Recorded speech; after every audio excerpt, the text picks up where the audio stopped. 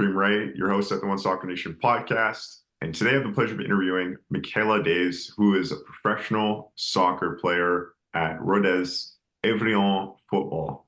Mikayla, thank you so much for taking the time today. How are you doing? I'm good. I'm good. I'm just happy to finally do this interview with you. Yes, it's a pleasure to have you on.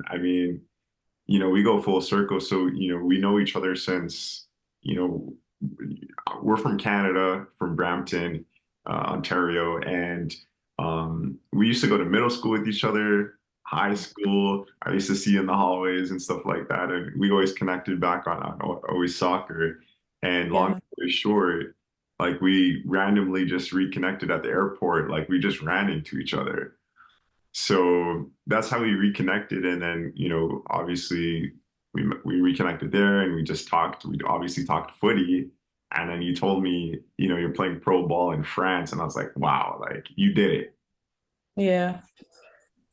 I mean, first off, I just want to give you your flowers and kudos to you. Congratulations. It's obviously not something easy to do. It's extremely hard, and you've achieved that goal that you've been working for your whole life. And it's a pleasure. Again, it's a pleasure to have you on.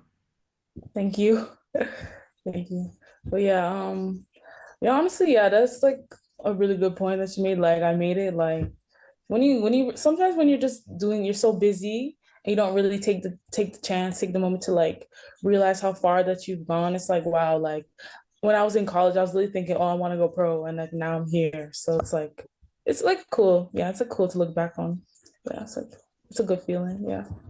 Sure. You also play for the Jamaican national team as well, which is huge. Oh yeah. I've been called up lately, so it's like I'm really like grateful for that experience too, just playing against like those different countries and stuff. It's and then even traveling to those different countries, like it's actually an amazing experience. I really like it a lot. Yeah, I do. Yeah.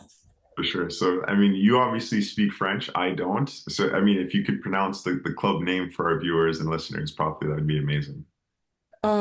It's Rodez Aveyron Football Club, basically. Yeah. Got it. Okay.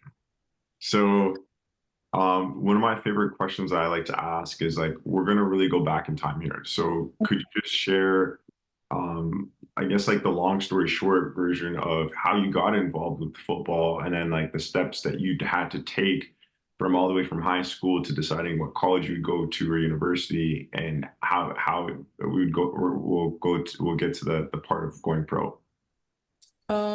So I started playing when I was like 6 years old, me and my sister. And then we were playing house league, and then we got called up to play with like Brams United, the actual club, select like that was like select back then.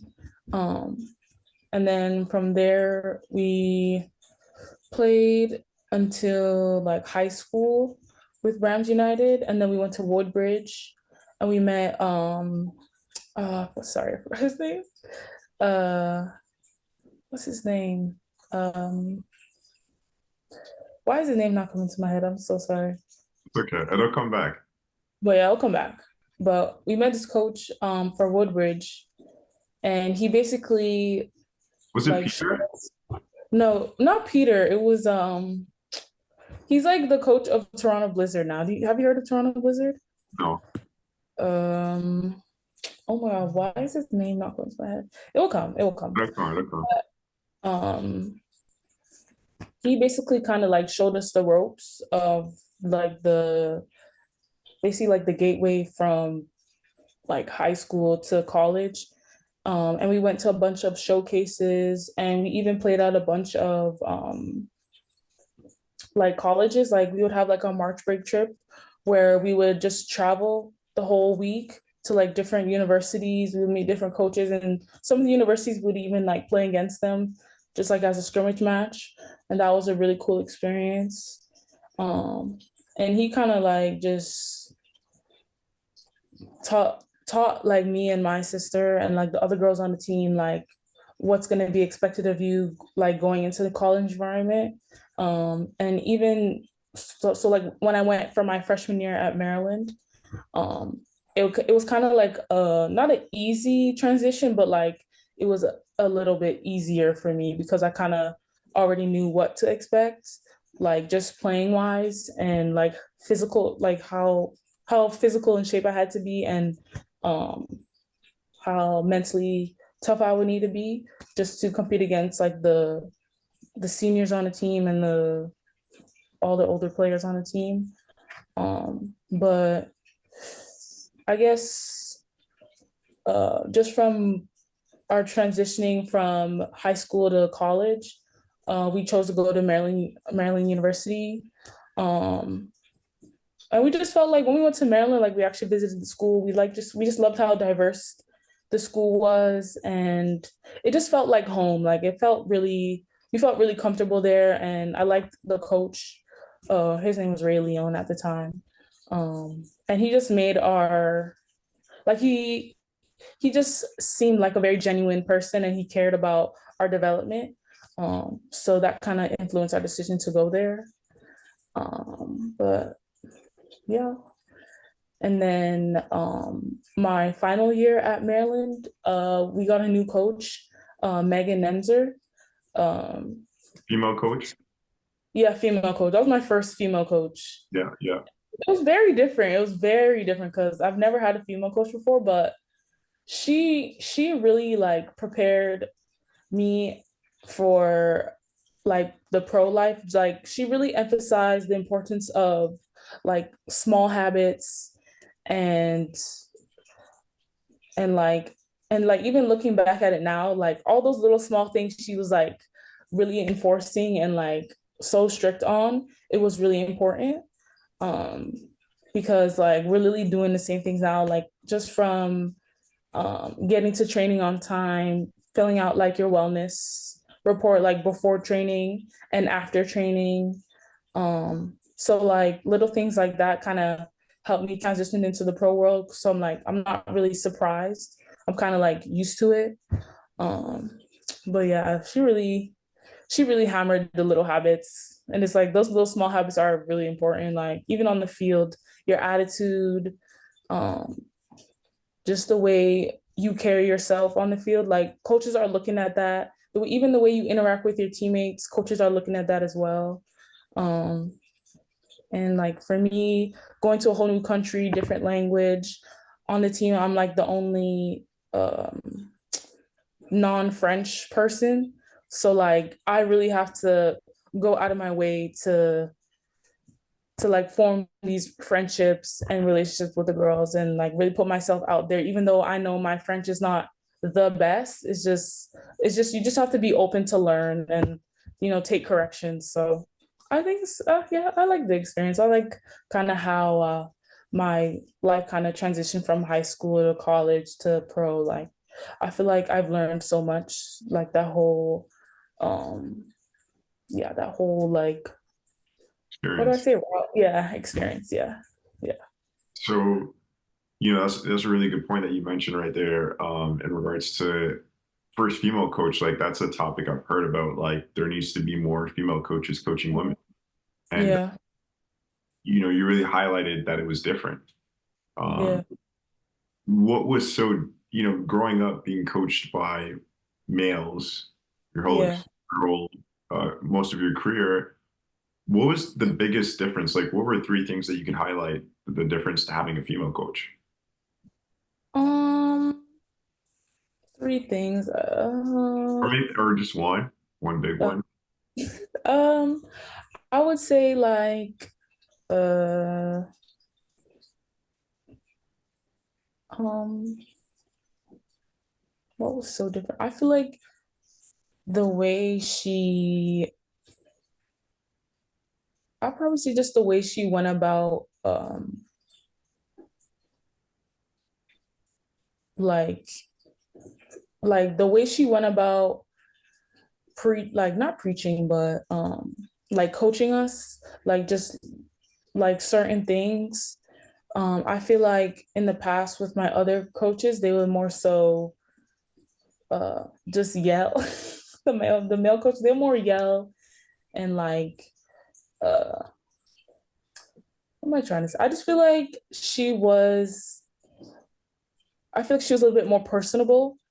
I guess because she's female, so she can kind of relate more to the females. She really took the time out to individually talk to each and every one of us and say like, I need you here by the mid season. I need you here by the end of the season. And I kind of like that kind of, I guess, made me feel grateful because it showed that she really cared about our growth and she wants us to do well. Like I remember when she first got there, I guess like I didn't have a bad attitude, but it's just sometimes my body language, and I didn't really realize that I did it so much. Like I would like you can just see in my arms or my face, and she literally clipped every time I did it in the game. And I look back, I said, wow, I didn't realize I did that so much. And then she kind of said, yeah, I need that to stop. So she would literally clip it every game. Every game. So it kind of made me more aware of myself and how I'm presenting myself because coaches are going to be looking at that. So yeah, I feel like she was a little bit more personable with her approach to coaching us. I would say that. Yeah, if that makes sense. Yeah. No, that's a really good point to highlight because she was your only female coach, right? Yeah. Yeah. So that what I'm hearing from that is really the communication is different coming from a Yeah. different. Yeah. Yeah. I It's would say that. it sounds like a better experience to me in regards to her understanding you better and being able to create more time and spend those one-on-one times with you guys and really help you guys as players to improve so you guys get to that next level. And I think, when I've heard these conversations come up where it was like we need to have more female coaches coaching females was very important. And I agree with that. And I really um, you know, appreciate that aspect of the game because that's how we're going to grow. We're going to grow Yeah. by, having someone that really understands us help us. Because if you don't understand us, then you're not going to be able to help us the best. Yeah. Literally, yeah. That's a good point. Yeah. That's amazing. And then you really mentioned going back to high school that you guys, the team that you were with, you guys were going out to these events or camps and showcases to see these colleges and really prepare yourselves for that transition from high school to college.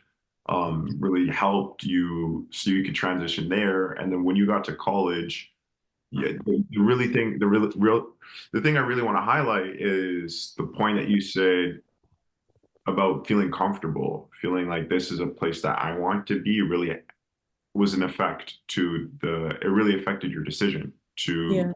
to go to that college. With saying that, would you study in college and then how many years were you in college? Um, just to get back, I remember what the coach's name for Toronto Blizzard was. It was Joe Perlini. I don't know if you heard him before. You heard of him before? Joe Perlini? I don't know. Okay, but that's his name. But back to your question. So I was in university for 6 years. Yeah, really long.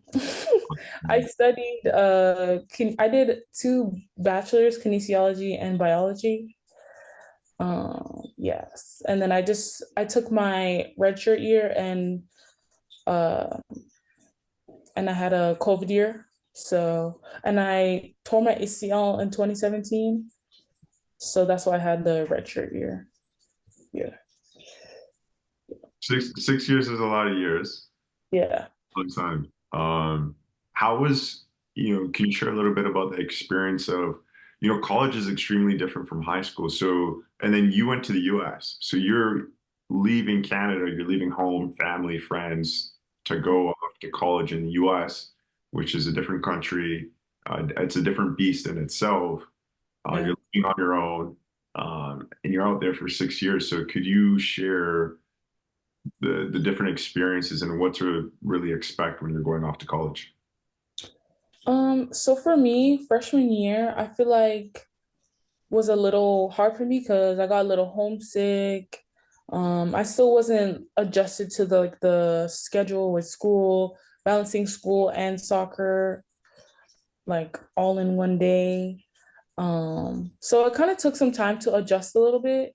Um, it also took some time because I'm in a whole new country. I don't really know anyone. So it took some time to like build relationships with my teammates. And then also my freshman year, I tore my ACL. So that kind of took a toll on me my freshman year. Um, just like that whole after surgery, getting back on my feet, that kind of took a toll on me. Just because like when you tear your ACL, you literally have to relearn everything.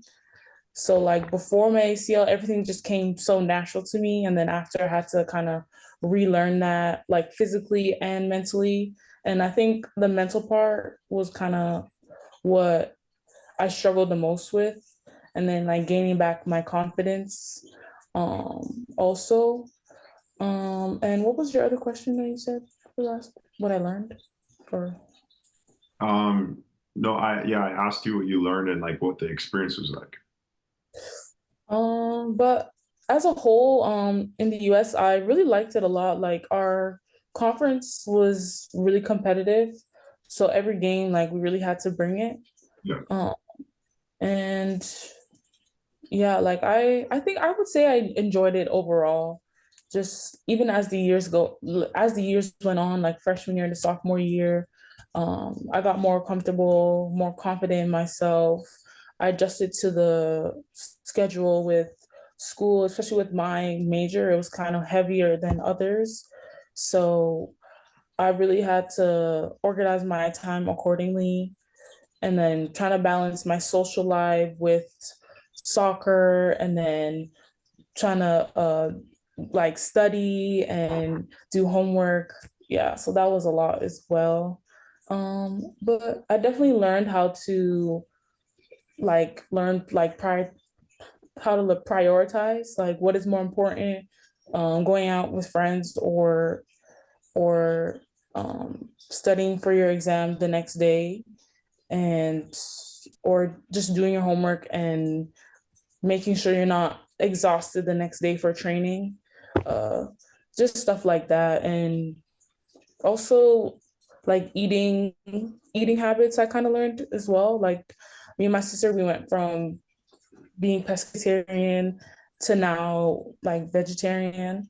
So I feel like even having that diet kind of helps you going into the pro, because in France they care a lot about what your body mass is and how much you're weighing, and making sure you're maintaining that. So it's just like being more disciplined. Yeah, I learned a lot of how to be like more disciplined about myself and yeah, my day to day activities. So yeah. What advice would you give to high schoolers, high school females that want to go off to college? What advice would you give to them? What are three things that you could say, hey, if I knew these three things from starting in the beginning of my freshman year, this is what I would do. I would say for your freshman year, like, I would say for freshman year, enjoy your freshman year, like, just soak it all in. Try to meet as much people you can, network. Like, I feel like network is really important because I feel like your college friends, like, even though those people that you're not super close with, I feel like you can meet them down the road and be like, oh my gosh, like, how are you? And they're working for a big like corporate company or something, and maybe you might need a favor or something, and like you can like build connections like that. um I would also say to make sure you have a plan for your freshman year, or not a plan, but have an idea of, or start to think about an idea of what you want to do regards to your major, because you don't want to reach to your junior year and you're like, oh, I don't want to do this anymore. I mean, it happens, but like it's just gonna be a lot to switch your major, and then so I just think you should really think about like what you really want to do. Like actually think about it, or and like go out and experience things. Do like what's called internships. Do a lot of internships. Get as much experience as you can, because even through those internships you can get jobs. You can meet different people, and then when you actually do things you kind of start to realize, oh, I actually might like this, oh, I want to go into this field, oh, I don't like this. So I feel like things like that could help as well. Yeah, I would say that. things. Yeah. Absolutely. No, that's great advice. And then you were in college for 6 years. Um, ACL injury back in 2017, that's crazy. So people sometimes don't even rebound from injuries. And then also, I think a cool point is to mention you have a twin sister. Oh Um, yes. is she playing pro as well? Yeah, she's playing in Denmark right now. Mhm. So you guys both did it. So I got to get her on Yeah. on the podcast too. Wow. Yeah. Um, that's amazing. So from 6 years in college, graduated, finished that, and then Mhm. had the opportunity to go pro come about. So we basically found a an agent,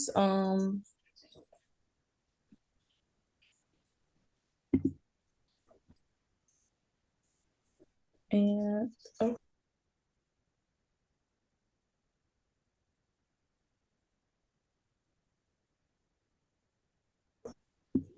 oh, is it frozen? Hey, yeah, you're back. Oh, okay, sorry.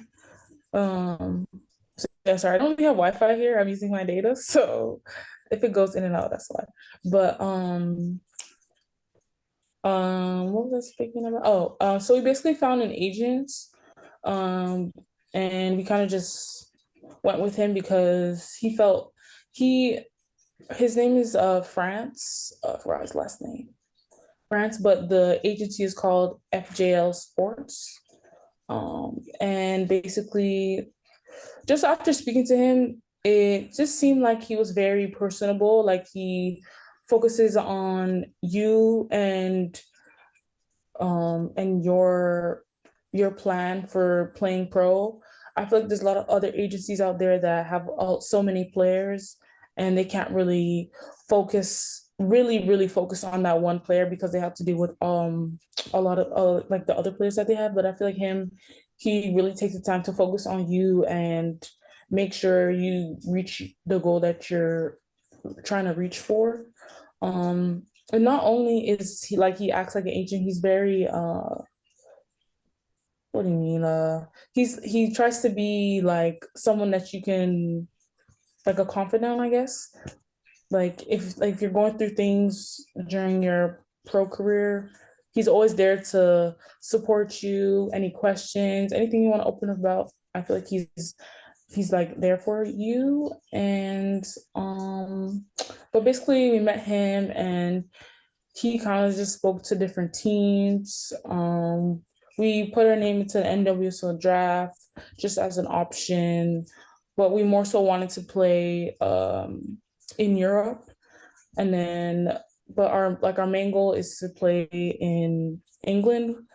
We just have to uh, like have to figure out a couple things before we get there, but yeah. So he basically just spoke to a bunch of different coaches and we first ended up playing at Saint Etienne in France together for 6 months, and then we split. I went to a different team in D2 and she went to Denmark.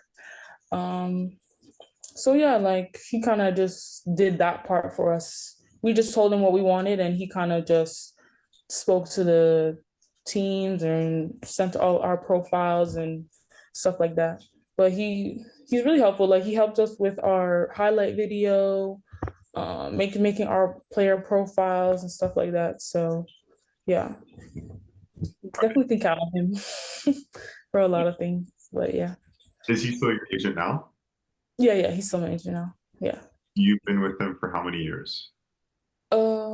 Maybe 2 years or a year and a half, almost 2 years. Yeah. Yeah. And then so basically he basically helped you guys out. And then did you just go to one trial and then you made the team, or did you go out to a few tryouts?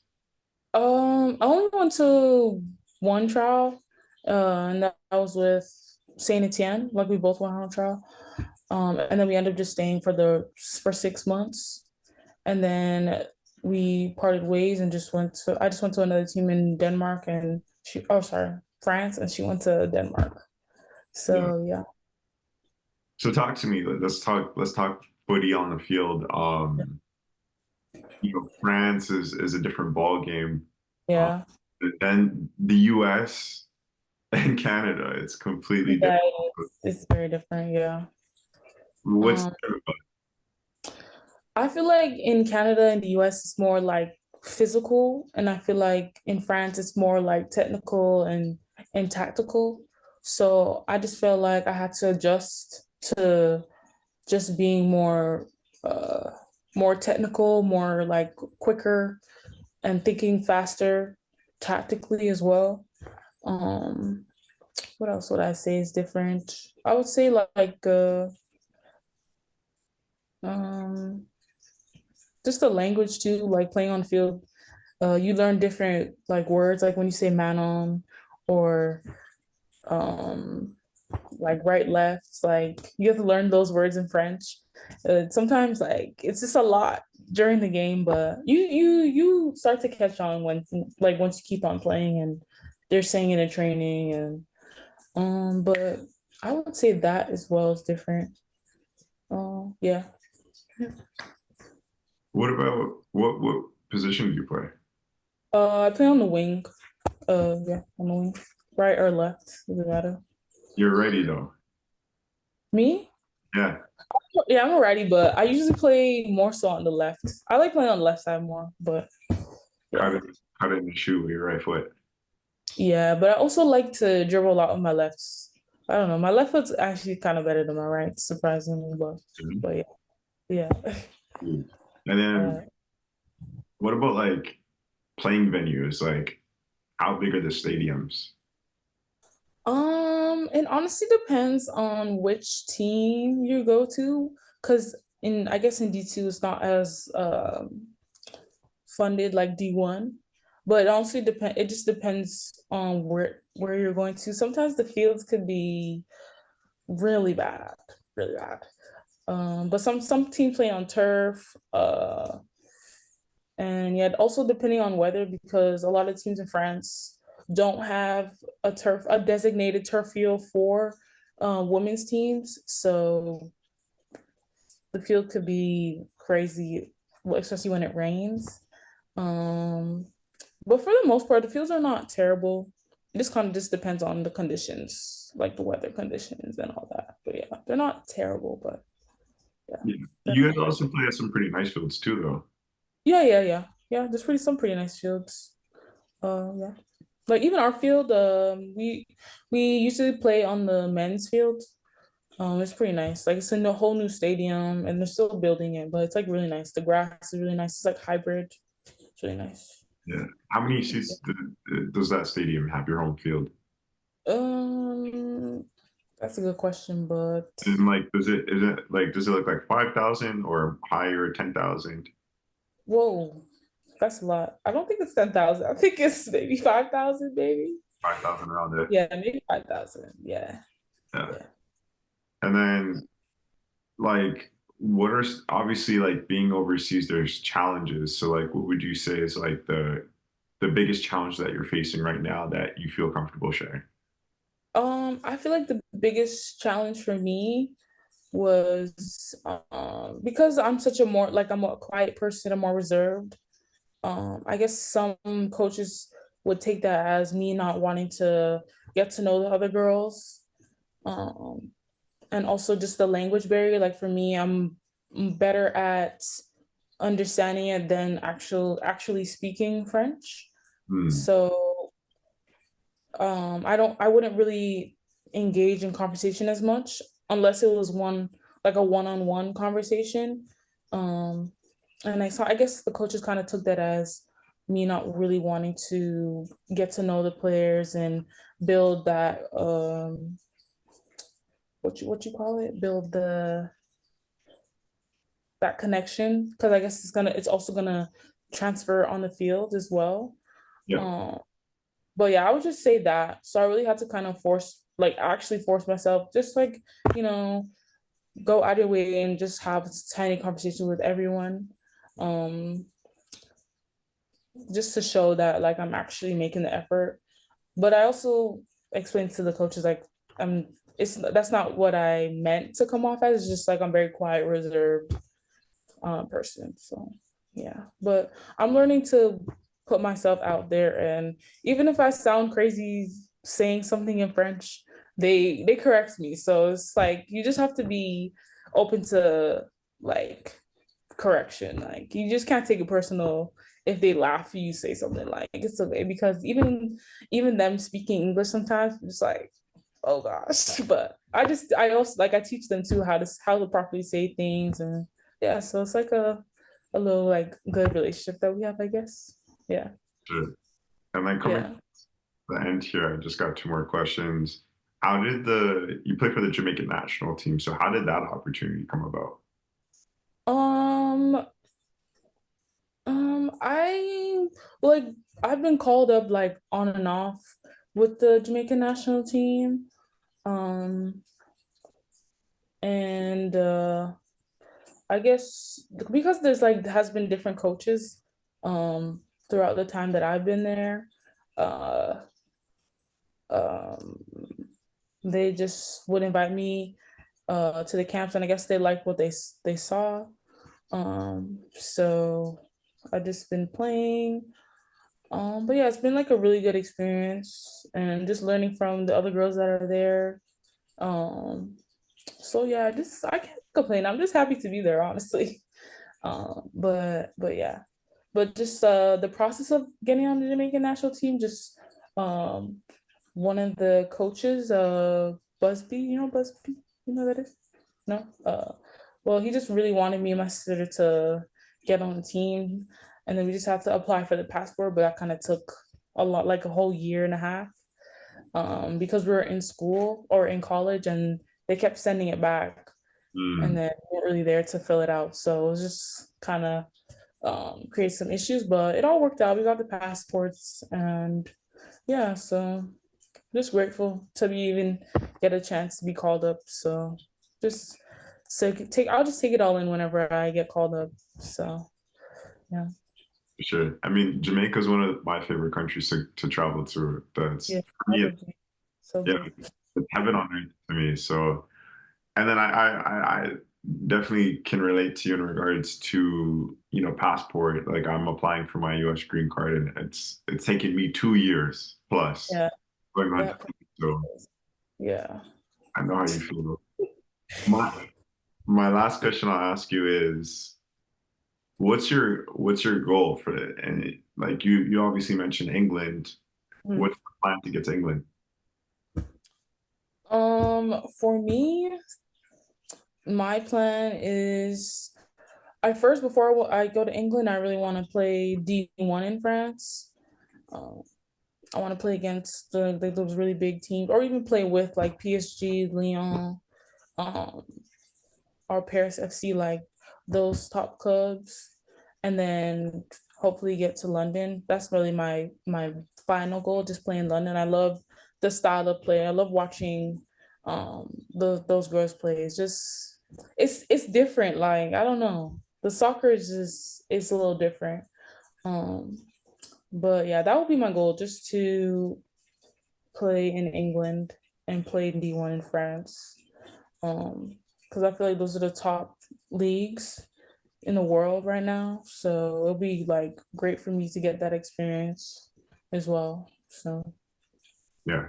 No, when I'm at the gym, I've seen both football in France on the women's side and on the women's side in England on the TV. mm, And this is at the gym because I don't really watch soccer at all.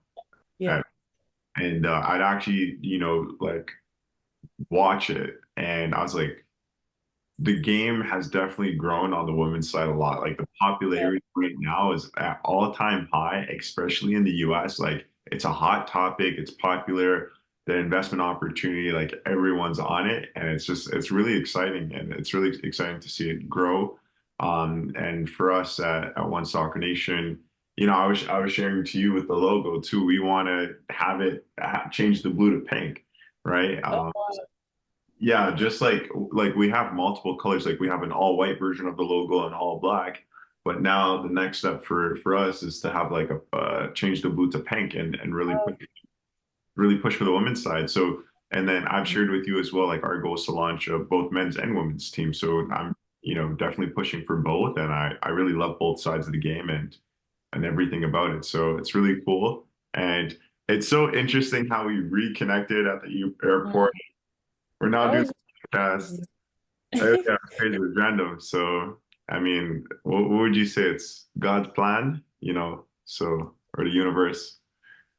So, I mean, those are all my questions. Was there anything I missed or that you would like to share? No, I don't have anything else to share. Yeah. Okay, cool. Well, I mean, Mikayla, this was awesome. I really appreciate you taking the time to be on the One Soccer Nation podcast today. Yeah, thanks for having me.